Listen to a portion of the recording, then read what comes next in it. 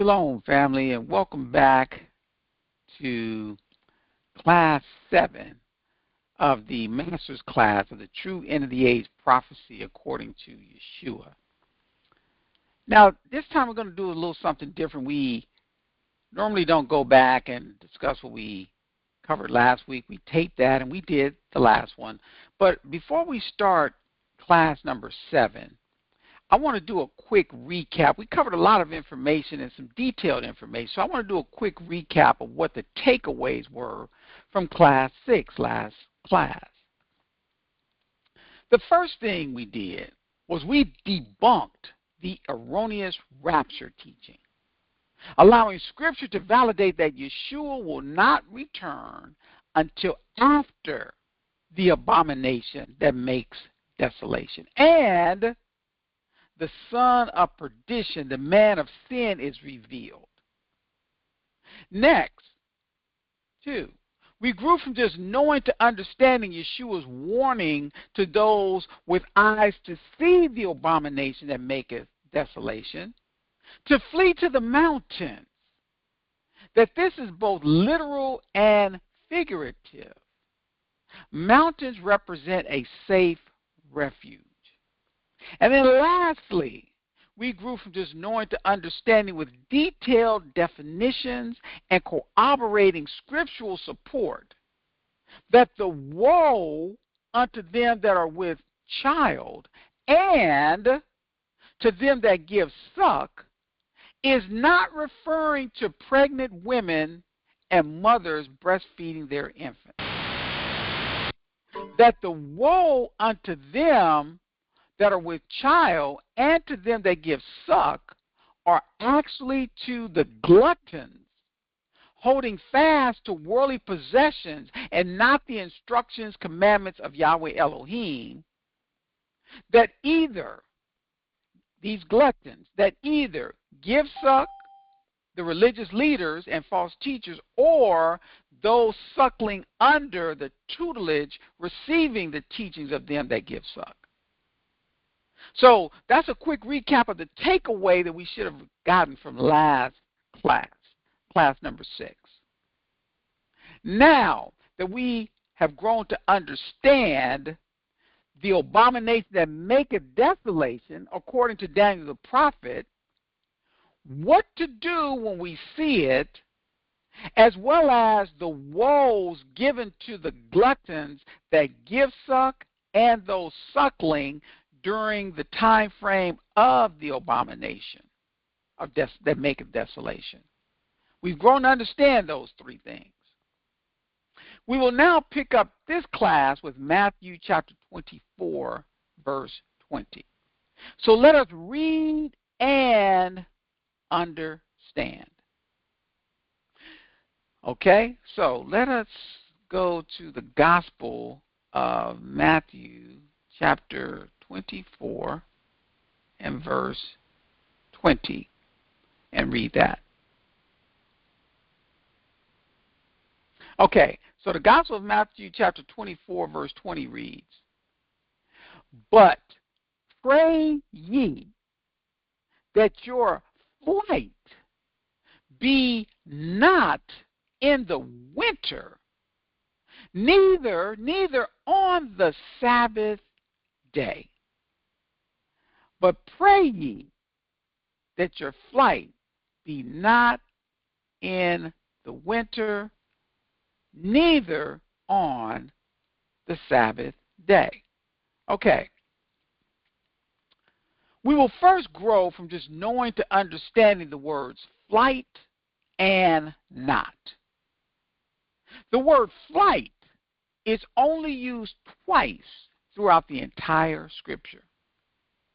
In the Gospels of Mark 13:18 and Matthew 24:20 accounts. Now, in the original Greek, the word flight means to flee. But pray ye that your fleeing be not in the winter, neither on the Sabbath day. Now, the word not, interestingly, has 2 different meanings in the Greek. And it is imperative that we understand that the word not that is used in this scripture in the original Greek is the word may. The VII Expository Dictionary defines may as, this is the definition, nothing, literally not anything, but get this last piece where it says here, not used in simple, direct negations or denials. Okay? Now, it is significant that we understand that this meaning of not for may is not used in simple, direct negations or denials. It's not used in a simple or direct negation or denial. This word, this original Greek word may. So with this understanding, it is important that we understand the other meaning of not used in the Greek, oo. It's important that we understand the other meaning of not in the Greek, oo, to highlight that may is not used in simple, direct negations or denials. So, the original meaning of oo in the Greek is this: is not even one, denotes by no means, in no wise. This, oo, is a simple, direct negation, denial. So understand, may is not used in simple, direct negations. Oo is used in a simple, direct negation. No, no way, no wise, no means, no how. Now, with the understanding of the VII Expository Dictionary of may, let us consider the definition of not given in the Companion Bible Appendix number 5, and it's entitled, The Usage of Negatives in the New Testament. So this appendix, it just deals with the usage of negatives in the New Testament. So allow us to consider this definition of not given in the Companion Bible Appendix number 5, the usage of negatives in the New Testament. Its definition of may is, this is the definition, no, not, get this now, expressing conditional negation, denial, depending on feeling or on some idea, conception, or hypothesis. So it's saying that not, we already got that from the VII Expository Dictionary, that it is not used in a simple, direct negation. Here is giving us some more information. It's saying that it's expressing conditional negation, denial, and it's depending on feeling or on some idea, conception, or hypothesis. So, the meaning of not used in Matthew 24:20 in the original Greek is not a direct negation or denial. It is conditioned, it's depending on something, okay? So, but pray ye that your flight be not in the winter. That not is not a direct negation or denial. It's conditioned, it's depending on something. So in this verse, let us focus on the something it is conditioned or depending on is a feeling. Because that's one of the definitions, expressing conditional negation, denial, depending on feeling. So let us, in this verse, focus on the something is conditioned on or depending on is a feeling. Okay? So with this understanding, it is imperative that we remember, we keep in mind, this discourse here in the Gospel of Matthew 24:20, this discourse is still addressing Matthew 24:19. those with child giving suck to the sucklings as well as the suckling. This is still attached to that, so we need to keep this in mind. It's imperative that we remember what we're addressing is still attached to the Gospel of Matthew chapter 24:19, and those with child giving suck to the sucklings as well as the sucklings. Now, we will address the significance of the winter and the Sabbath day implications momentarily. But right now, let us now apply what we've grown to understand about the original meaning of the words flight and not in the Gospel of Matthew chapter 24, verse 20. So the meaning for flight is pretty self-explanatory. But let us now explain what it means to flee. But let us now apply the appropriate explanation for the definition of may used in the Gospel of Mark 13:18 and the Gospel of Matthew chapter 24, verse 20. Now, do not miss, Yeshua is instructing those that give suck to the sucklings and the sucklings, because remember, Matthew 24:20 is tied to Matthew 24:19. So don't miss this, that Yeshua is instructing those that give suck to the sucklings and the sucklings to pray. That's how it starts off. But pray ye, those that are with child, that give suck, and the sucklings. But pray ye. So don't miss this, okay? That he's instructing those that give suck to the sucklings and the sucklings to pray that their fleeing, that their flight, that their fleeing be not, and remember this word not, be not because of a feeling. Remember, this is not used as a simple negation. This is used, it's conditioned on something. So pray not that pray that your fleeing be not the condition because of a feeling. It's dependent upon something. But pray ye that your flight, your fleeing, be not because of a feeling in the winter, neither on the Sabbath day.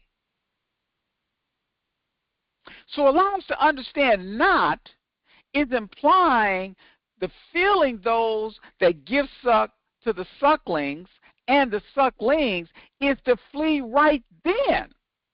Don't miss this, what he's saying. But pray ye that your fleeing be not because of a feeling in the winter. So pray that you're not fleeing in the winter on the Sabbath day.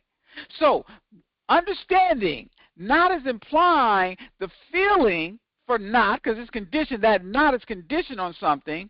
So the not is implying the feeling those that give suck to the sucklings and the sucklings, that feeling is to flee right then. Before winter, neither on the Sabbath day. Don't miss that. He's saying, but pray ye. So really, don't let that feeling keep you from fleeing right now. That's what you should be doing. Don't miss this. But pray ye. Pray, you that are with child and that give suck, pray, you should be praying that your fleeing, your flight, be not because of a feeling in the winter. That your fleeing shouldn't be in the winter. It should not be in the winter. Neither should it be on the Sabbath day. Don't miss that. Understand, Yeshua is instructing them to adhere to the conditional feeling, compelling them to flee before winter, neither on the Sabbath day. But, instead, they deny the feeling. He says, don't let it be because of this feeling. So the feeling, they're denying the feeling. They do not wish to flee from giving suck, deceiving and misleading, and suckling, from being deceived and misled. They do not wish to flee from that. They're comfortable. An example is in the Gospel of Matthew chapter 22, verse 29. Okay? So the scripture gives us an example and there's more than one, but we're going to use this example right here in the Gospel of Matthew, chapter 22 and verse 29. So the Gospel of Matthew 22:29 reads, Yeshua answered and said unto them, Ye do err, not knowing the Scriptures, nor the power of Elohim. Ye err because ye do not know the Scripture, neither the power of Elohim. So, the companion Bible, appendix number 5, that we said, was entitled The Usage of Negatives in the New Testament. So it's talking about these negatives. So we're going to go back there to the companion Bible, appendix number 5. And there it shares, since may, because this is the word not, this is may here, this not that's in the Gospel of Matthew 22:29. Since may is used in this passage of Scripture, not actually means, is implying the feeling that they should know. He's saying you do err not knowing, yes, but the not is conditioned because you should know the Scriptures and the power of Elohim. So the not actually means implying the feeling they should know. They did not wish to know.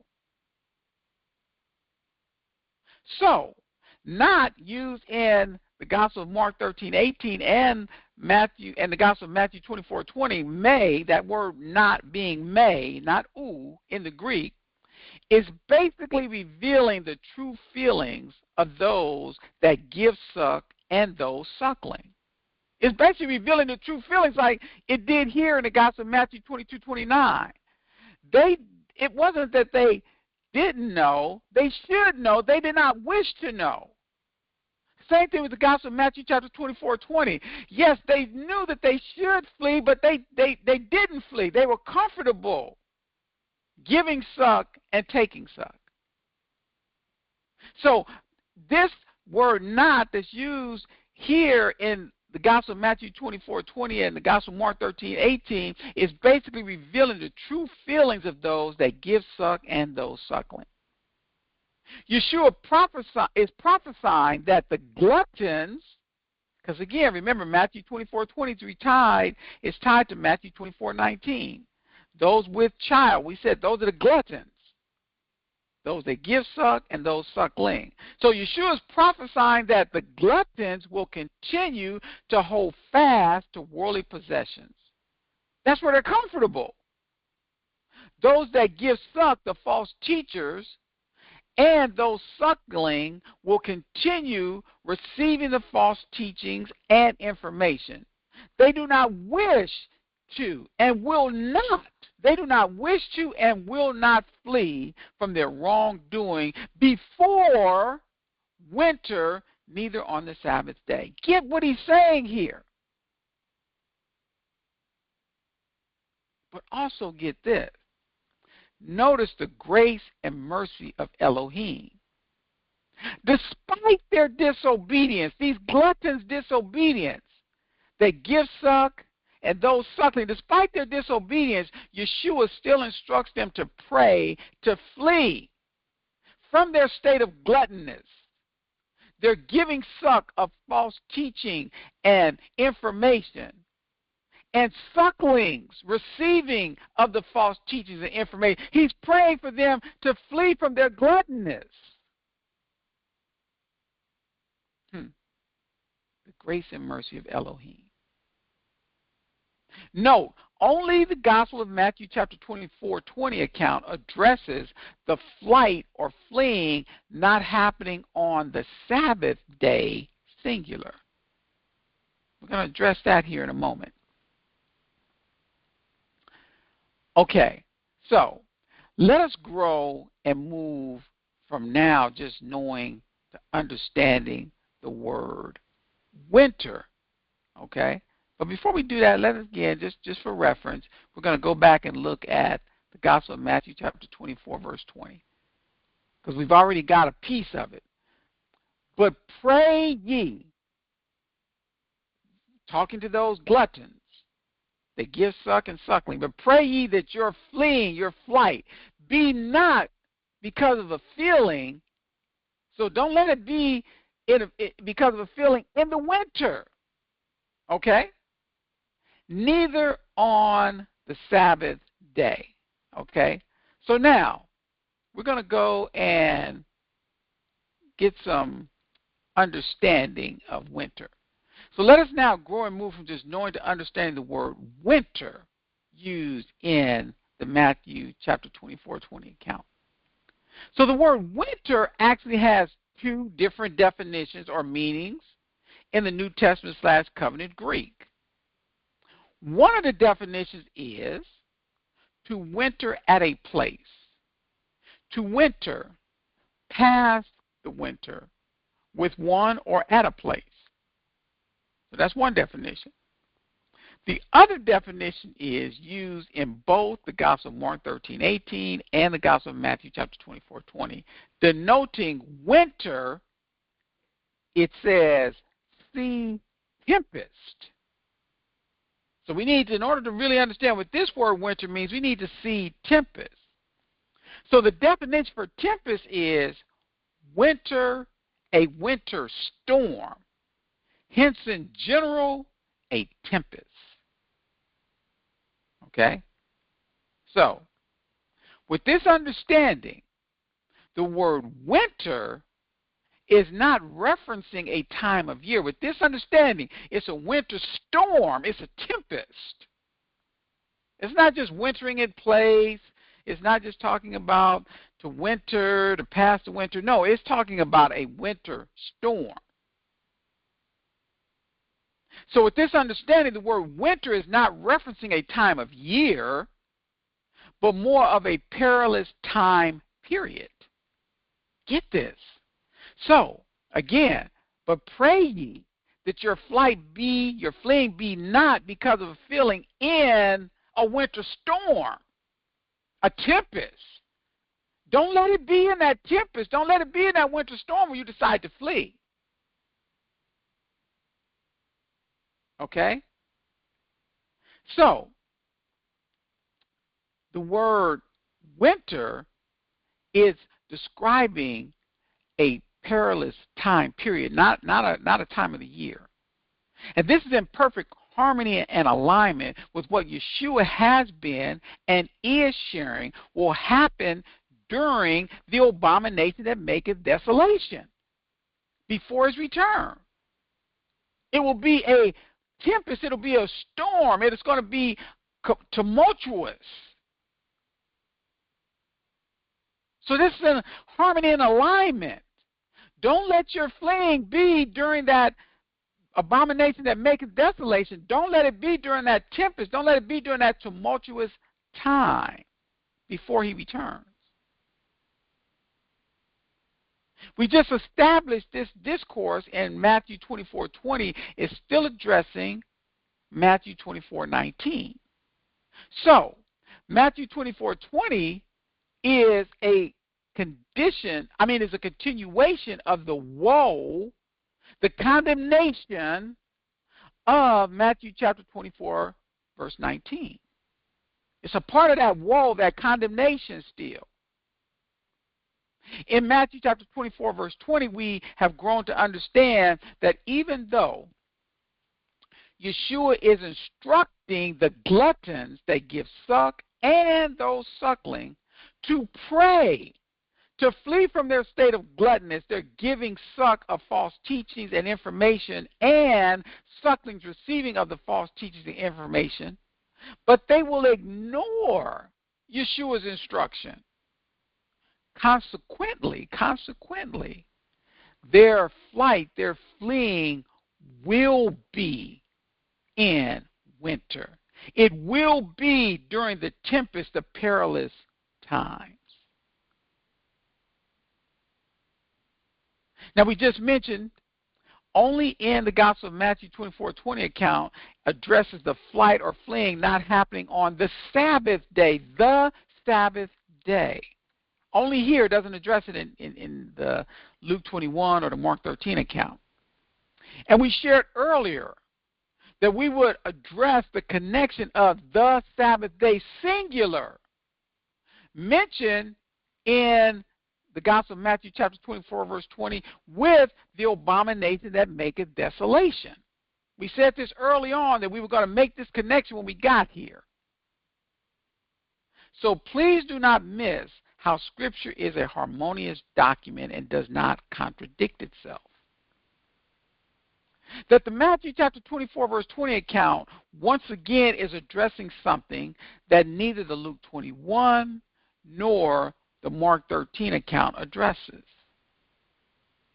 Let us understand when the Sabbath, because the Luke 21 and the Mark 13 account, they don't address the Sabbath day. Luke doesn't address it at all. Mark only talks about the fleeing in the winter. Only the Gospel of Matthew 24:20 addresses the Sabbath day. So let us understand when the Sabbath is followed by the word day. So when the Sabbath is followed by the word day, it is being used in a singular tense. A singular tense, a specific Sabbath day. As we see in the Gospel of Matthew chapter 24, verse 20. So, the Sabbath day singular is actually referring to a specific time period. It doesn't say, don't let it be on the Sabbath. Don't let your fleeing flight not on the winter, neither on the Sabbath. No, it says neither on the Sabbath day. So the Sabbath day singular is actually referring to a specific time period. Compared to the Sabbath plural, which references the seventh day of every week. It can happen, it's just any time. Now, this is important to clarify and to call out here. Because remember, during the abomination that maketh desolation, the daily sacrifice is taken away. So, it stands to reason that worshiping the Sabbath on the seventh day will probably not be acceptable at this time, of this particular time, this Sabbath singular. Interestingly enough, the current president of the United States has just established a task force to eradicate anti-Christian bias. So right now, currently, this is already happening. He's already established it. So understanding this allows us to show the Sabbath day, singular, like winter, represents a perilous time period. As it is validated in the Gospel of Matthew 24, verses 21 through 22. So we're identifying this, but then Yeshua comes along and validates it as he's sharing this with all of the disciples. So let us read the Gospel of Matthew chapter 24, verses 21 through 22. It reads, "For then shall be great tribulation." For then, at that perilous time period, at that particular time, that tempest, that Sabbath day, for then shall be great tribulation, such as was not since the beginning of the world to this time, nor ever shall be. Gospel of Matthew chapter 24, verse 22. And except those days of great tribulation should be shortened, there should no flesh be saved. But for the elect's sake, those days shall be shortened. We're getting into some stuff here. We in the midst of it right now. Don't think this is, like, oh, that'll happen 50 years from now, I'll be long gone. We're in the midst of this right now. So remember, the Gospel of Matthew chapter 24, verses 21 through 22 is following the woe. It's following Matthew chapter 24, 19 and 20. It's following the woe, this interjection of denunciation and condemnation given by Yeshua in the Gospel of Matthew chapter 24, verse 19 and 20. Followed up with Yeshua's instructions. Okay? In the Gospel of Matthew chapter 24, verse 20, he instructs them that are with child and to them that give suck what they should do. So, the Gospel of Matthew chapter 24, verses 21 and 22 is following the woe, this interjection of denunciation and condemnation given by Yeshua in the Gospel of Matthew chapter 24, verse 19. That's where he says, woe unto them. That's the first woe. And then followed up with Yeshua's instruction to them, the woe unto them in the Gospel of Matthew chapter 24, verse 20, unto them that are with child and to them that give suck and suckling. And that both them that give suck, the giver, as well as the suckling, the receiver, are given the same woe, the same interjection of denunciation and condemnation. So, that's happening in the Gospel of Matthew 24, 19 and 20. So in the Gospel of Matthew chapter 24, verse 21 and 22, it establishes the perilous time period that we talked about, that winter. Don't let your fleeing be in winter, neither the Sabbath day. So the Gospel of Matthew chapter 24, verses 21 through 22, it establishes the perilous time period. Days of affliction, the beginning of sorrows, the great tribulation. Aligning with the description of winter as well as the Sabbath day, meaning a particular perilous time period. Now remember, we highlighted earlier that the Gospel of Mark 13:8 and the Gospel of Matthew chapter 24, verse 8. Remember, we talked about this way back when. In Mark 13:8 and Matthew 24:8. We're in Matthew 24, 20, 21, and 22 now. But remember, we highlighted this earlier. Unlike the Luke 21 account addressing the beginning of sorrows, the great tribulation, now in the Gospels of Mark 13:8 and the Gospel of Matthew 24, verse 8, unlike the Gospel of Luke 21, they addressed the beginning of sorrows, which is the great tribulation. Now we see in Mark 13:19 and the Gospel of Matthew 24, verses 21 and 22, it actually is giving a description of the beginning of sorrows as days of affliction, the great tribulation. It's actually telling us now in the Gospel of Matthew 24, 21 and 2, it's giving us a description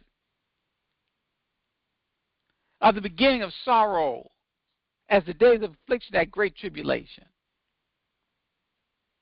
Scripture, once again, is validating Scripture, because Yeshua is actually quoting from Daniel chapter 12, verse 1, giving insight into what will happen during this perilous time to those who are obedient and persevere until the end. So let us read Daniel. Okay, so Daniel chapter 12, verse 1 reads, and at that time, this particular time, it's not just at any time, but at that time, shall Michael stand up, the great prince, which standeth for the children of thy people. And there shall be a time of trouble. At that time, it says, and at that time shall Michael stand up, the great prince which standeth for the children of the people, and there shall be a time of trouble at that time, such as never was since there was a nation even to that same time. And at that time, again, at that time, thy people shall be delivered, every one that shall be found written in the book. Okay? So Yeshua is actually quoting from Daniel chapter 12, verse 1, when he's telling them in Matthew 24, verses 21 and 22, for then shall be great tribulation, such as was not since the beginning of the world to this time, nor ever shall be, Matthew 24, 22, and except those days should be shortened, there should no flesh be saved, but for the elect's sake those days shall be shortened. Yeshua is quoting from Daniel chapter 12, verse 1. So let us not miss. Daniel is prophesying about a future time. This time is later identified as a time of trouble. He said, and at that time, he said, there shall be a time of trouble. So Daniel is prophesying about a future time, and this time is later identified as a time of trouble, which we've grown to understand from Scripture. This time of trouble is the abomination that makes desolation, the Great Tribulation. So notice that at this time, the time of the abomination that makes desolation, the Great Tribulation, Michael, notice this, is not standing for the children of Israel. It says in that Michael stand, and at that time shall Michael stand up, the great prince, which standeth for the children of thy people. So don't miss that. That Michael is not standing for the children of Israel, but the children of Elohim, all those that will be found written in the book. Daniel is also describing the abomination that makes desolation, the Great Tribulation, that time period, in a similar description as Matthew chapter 24, verse 21. It's almost the same thing. That at that time of trouble such as never was, it was never before, since there was a nation even to that same time. So since the nations have come, it's never been and it never will be after. Basically describing it the same way. But note, in Matthew, the Gospel of Matthew 24, verse 22, Yeshua shares an important update from the Daniel prophecy. Yeshua shares that the Great Tribulation, the days of abomination that maketh desolation, will be shortened. They will be shortened in order to preserve the elect. Now remember, we covered this in Daniel. It says that in the middle of the week this will happen. It'll be so many days after that. But here, Yeshua shares that this time, the Great Tribulation, the days of abomination that maketh desolation, it will be shortened in order to preserve the elect. In the Gospel of Matthew chapter 24, verse 22, Yeshua reveals why. That if this time is not shortened, if it were possible, even the elect would be deceived. So again, this kind of gets back to, no one knows the exact day or the hour. Because there it actually counted out days for us in Daniel. We talked about that. But he says it'll be shortened. We don't know by what time frame it'll be shortened. So no man knows the exact day or the hour. I want to be clear on that.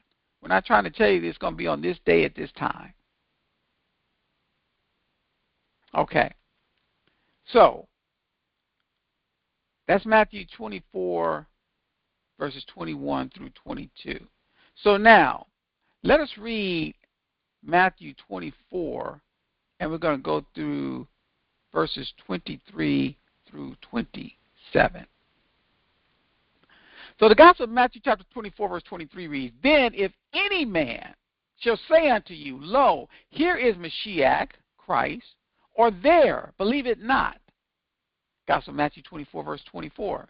For there shall arise false Mashiachs, false Christs, and false prophets, and shall show great signs and wonders, insomuch that insomuch that if it were possible, they shall deceive the very elect.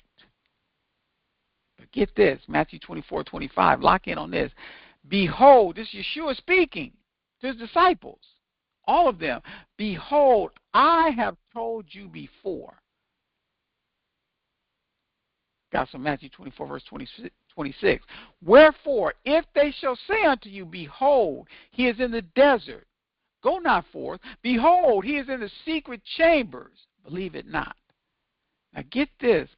Matthew 24, verse 27. For as the lightning cometh out of the east, and shineth even unto the west, so shall also the coming of the Son of Man be. So he's saying something. For as the lightning cometh out of the east, and shineth even unto the west, so shall also the coming of the Son of Man be.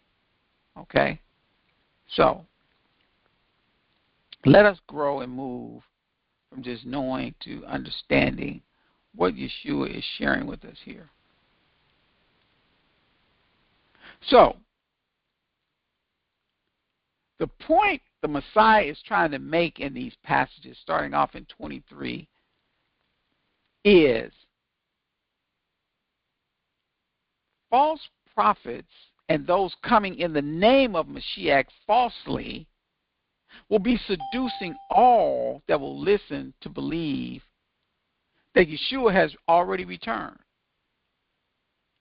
So again, the Gospel of Matthew 24:23 and even 24:24, the point the Messiah is making to his disciples is false prophets and those coming in the name of Mashiach falsely will be seducing all that will listen to believe Yeshua has already returned.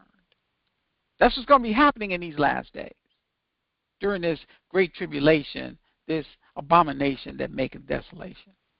So, in the Gospel of Matthew 24, verse 25, Yeshua is forewarning, behold, I have told you before.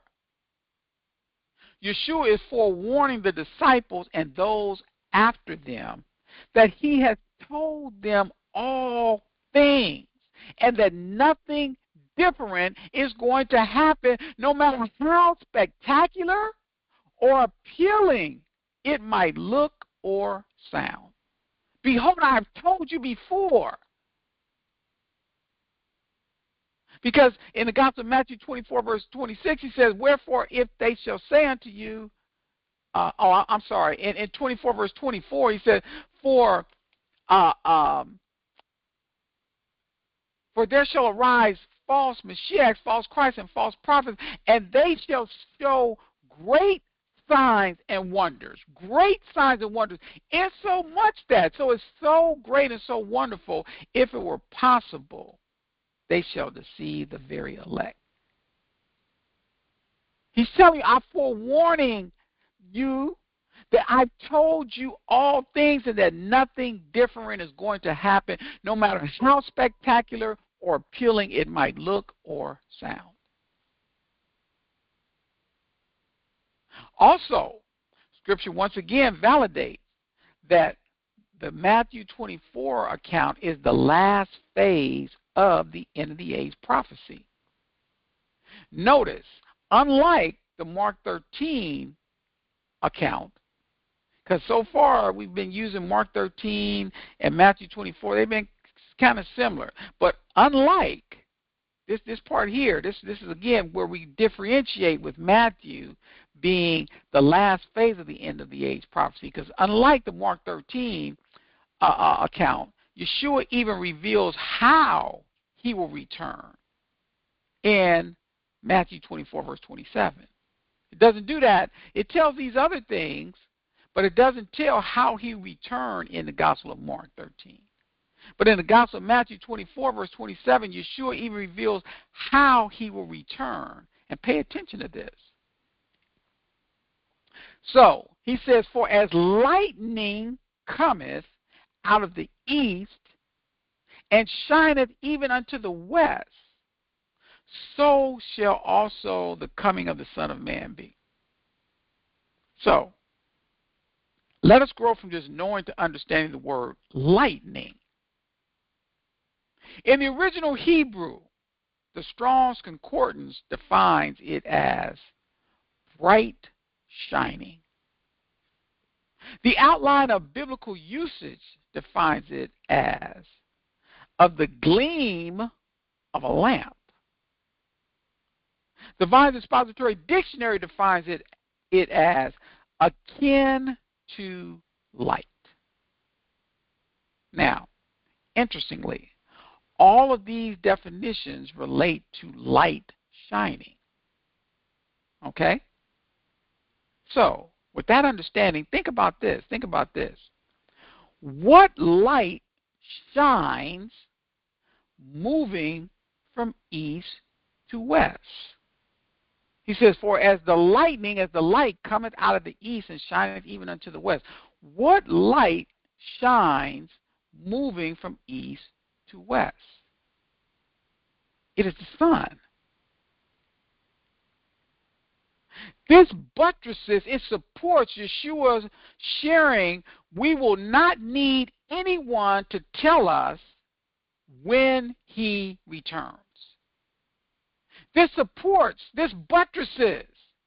Yeshua was telling them, like, if someone comes to you and says he's in the desert, don't go. If they come and say he's in the secret chamber, don't go. When they say the Mashiach is here, believe them not. This buttresses and supports Yeshua sharing we will not need anyone to tell us when he returns, because every living being sees the sun rise in the east and set in the west. It will be that obvious. It will be that obvious. As we continue to grow from just knowing to understanding Scripture, we will see the significance of Yeshua coming as light. When he returns, everyone will know in the Gospel of Matthew chapter 24, verses 29 and 30. Just a couple verses after here. We're going to see the significance of Yeshua actually saying he's coming as light. And when he returns, everyone will know. And we'll see the significance in the Gospel of Matthew 24, 29, and 30. All Scripture is profitable. This actually ends the Gospel of Matthew 24, verse 27. This actually ends the Messiah answering of the second question. What shall be the sign of thy coming? This ends it in the Matthew 24 account. But notice, only in Matthew, the Gospel of Matthew, chapter 24, verse 28, the Messiah explains to his disciples what will happen to those gluttons giving suck and the sucklings. So only in the Matthew 24 account, it addresses them in the Matthew 13 account, but only in the Matthew chapter 24 account in verse 28, the Messiah explains to his disciples what will happen to those gluttons giving suck and sucklings. Because remember, the Matthew 24 account is the last phase of the end of the age. So this will only happen at the very end. So let us read now the Gospel of Matthew, chapter 24 and verse 28. Matthew chapter 24, verse 28 reads, For wheresoever the carcass is, wherever the carcass is, there will the eagles be gathered together. Okay? It's Matthew 24 and 28. So let us get some understanding here. Yeshua shares that right before his return, wheresoever the carcass is. So right before his return, because he hasn't returned yet, because remember, this is all the signs showing of the signs of his coming. What shall be the sign of thy coming was the second question. So he hasn't returned yet. So this 24, 28, he still hasn't returned yet. And so Yeshua shares that right before his return, wheresoever the carcass is, there will the eagles be gathered together. So let us understand what the Messiah is saying. Carcass in the original Greek means that which is fallen. That which is fallen. This seems to be referring to the gluttons holding fast to the worldly possessions and those sucklings under the tutelage of them that give suck, the religious leaders and false teachers. That they did not flee from their wrongdoing before the winter, the tempest, the perilous time, that Sabbath day, those days of affliction. They didn't do that. They're fallen. Now, the other important thing to understand is that the word eagles here is actually translated in the original Greek as vultures. It is implied that it's birds of prey that scavenge around a carcass. Vultures. So, for wheresoever the carcass of fallen is, there will the vultures be gathered together. With this understanding, the Gospel of Matthew chapter 24, verse 28 in the original Greek would read, for wheresoever the fallen gluttons giving suck and those sucklings are, there will the vultures be gathered together, scavenging around their carcasses. So shall the judgment of Yahweh descend upon the workers of iniquity. This is further evidence that the Matthew chapter 24 account is the last phase of the end of the age prophecy.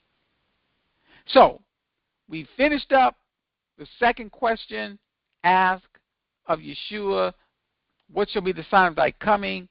And we're going to stop here, and we're going to pick up next class with the start of that third question. So, appreciate everyone joining, and we will pick up next week with the start of that third question. Peace and blessings.